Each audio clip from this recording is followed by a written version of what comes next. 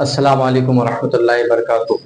उम्मीद करता हूँ कि आप सब खैरियत से होंगे। मैं खादिम मोहम्मद तबरेज, आप सबका स्वागत है एफएसएस प्लेटफॉर्म में। जो पहली बार इस प्लेटफॉर्म में ज्वाइनिंग हुए हैं वो सब्सक्राइब जरूर कर लीजिए, ताकि आए दिन आपको नई नई चीज और नई नई खबरों से आप वाकिफ रहें। पूरी दुनिया में आज जिस कदर लोग अपने अंदर घिनौनी हरकतों को उभारने की कोशिश कर रहे हैं और दुनिया को ये बतलाना चाहते हैं कि सुनो, अगर तुम्हारे अंदर जरा सी भी गैरत बची है तो ये जाग जाओ, और अगर नहीं जाग पाओगे तो आने वाले वक्त में ये जागने वाला सोच लेकर के जीना तुम्हारे लिए मुश्किल हो जाएगा। अब आप सोचेंगे ये कैसी बात है, मैं कहा यही तो बात है। और अगर तुम्हें ये लगता है कि ये बात नहीं है तो किसी दिन मैं कश्मीर फाइल के नाम से, कभी केरला स्टोरी के नाम से, अब नया मुद्दा एक और छिड़ गया है, जिस मुद्दे का नाम है हम दो हमारे बारे। अच्छा, ये हम दो हमारे बारे में जो जो एक्टर्स उसमें हिस्सा लिए हैं, नंगे और नंगी होकर के नाच रहे हैं, क्या तुम्हें मालूम भी है कि इस्लाम का बुनियाद, इस्लाम की ढांचा, इस्लाम किस ढांचा से चल रहा है? क्या तुम्हें ये बात मालूम है कि इस्लाम में जो जो चीजें बतलाई गई वो तुम्हारे यहाँ तो बतलाई गई है, लेकिन तुम्हारे अंदर एक मानसिकता रूप से जो खराबियां है ना, वो तुम्हें एक थप्पा लग गया है। क्या ये कह सकता है बनाने वाला जो इस स्टोरी को बनाया है हम दो हमारे बारे, तुम अपने जायज बाप के औलाद होगे तो तुम भी आकर के बदलाओ कि तुम कितने भाई बहन हो। यकीन होगा कि तुम्हारे यहाँ यही स्टोरी रियल में है कि हम दो हमारे बारे। क्या है यार ये किसी भी अनभक्तों को देश में ये बेरोजगारी नहीं दिखता, किसी को देश में गरीबों को मरता हुआ नहीं दिखता, और तुम चाहते हो कि ये उलझे वो उलझे। क्या तुम्हें वो कुर्सी की लालच इस कदर आ गई है कि तुम उस कुर्सी को भूल नहीं पा रहे हो? अरे कुर्सी अगर हासिल करना है तो देश चाहेगा कि हमारे कुर्सी पे बैठने वाला कोई अच्छा ना हो।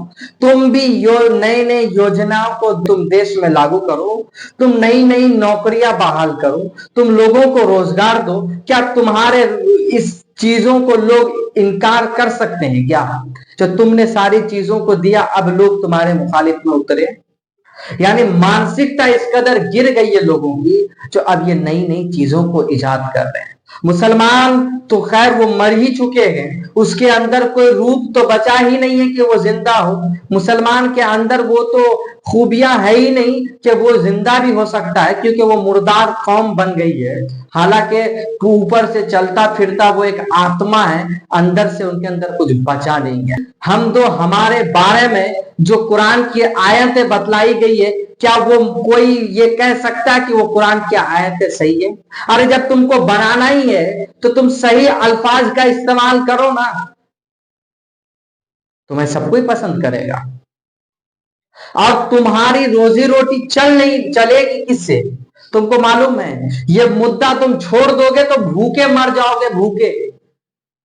और तुम्हें भूखे मरना है और भी दूसरा रास्ता इख्तियार कर लेते हैं। यानी ये मानसिकता इस कदर लोगों की खत्म हो चुकी है कि वो अपने अपने वजूद को होने को भूल जा रहे हैं। उनका वजूद क्या है वो भूल गए हैं। तुम्हें मालूम है इस्लाम है क्या? क्या तुमने कभी इस्लाम को समझने की कोशिश की? जिस इस्लाम का ये मर्तबा है कि किसी कुत्ते को भी चोट पहुंचाना ये तुम्हारे लिए पुण्य का काम नहीं है, और किसी इंसान को तुम चीरता हुआ फाड़ता हुआ निकल जाओ, तुम्हें लगता है कि यही हमारे नजदीक इंसानियत है।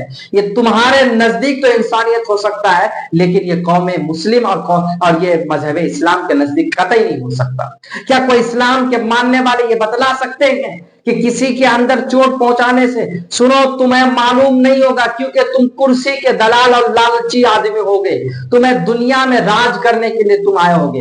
हर मुसलमान के माइंड पे एक बात है कि आज नहीं तो कल हमें मरना है, और हम ये मानसिकता लेकर के चलते हैं। ना कि ये मानसिकता हमारे अंदर है कि हमें इस दुनिया में रह करके एक बड़ा सा अंबार इकट्ठा करना है, हमें इस दुनिया में आकर के एक अलग पहचान बनाना है जो कभी खत्म ना हो। वो है, लेकिन अच्छे कामों के लिए, किसी को मार डांट करके, किसी को तकलीफ पहुंचा करके नहीं। ये तुम्हारे नजदीक दूसरों को चोट पहुंचा करके, दूसरों को तकलीफ में डाल करके तुम्हें पुण्य लगता होगा, लेकिन हमारे यहाँ ये है कि तुम सारी दुनिया में जो, पूरी दुनिया में जो चाहो कर लो, लेकिन सिर्फ अगर तुमने किसी का दिल दुखाया है, यानी किसी को चोट पहुंचाई है, अगर वो तुम उसे चोट पहुंचाए, अगर वो तुम्हें माफ ना करे, दुनिया चाहे एक तरफ हो जाए, ये तुम्हारी माफी अगर वो ना करे, तो फिर कभी तुम इस रास्ते, इस दलदल से निकल नहीं पाओगे। ये है वो इस्लाम।